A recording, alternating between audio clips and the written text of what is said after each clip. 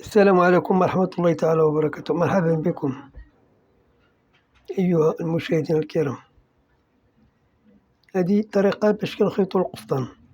كنديرو مفتل جوج طراسن ضفيرة، هادي مخدوم ب4 ضفاير، ما بين الضفيرة والضفيرة جوج طراسن.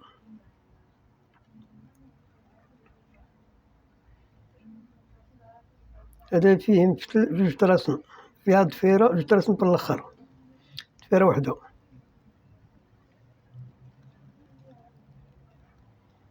يعني القفطان تا كيتفصل كيمشي للطرز، كيتطرز كيمشي للعقيق، كيتعقق عاد كيتخيط.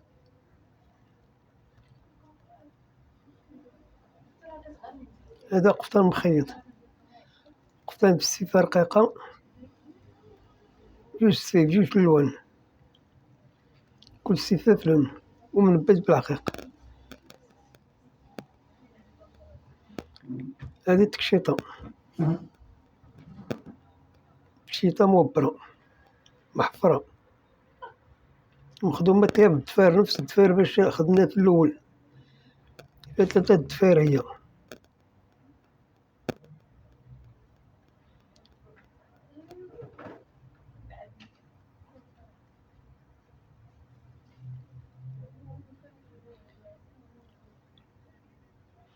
يعني نفس التكشيطة منبتة بالعقيق ومخدومة ب3 ضفاير هادي،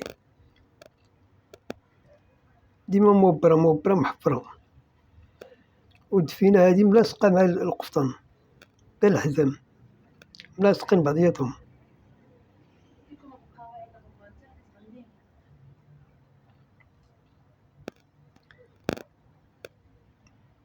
هادي تكشيطة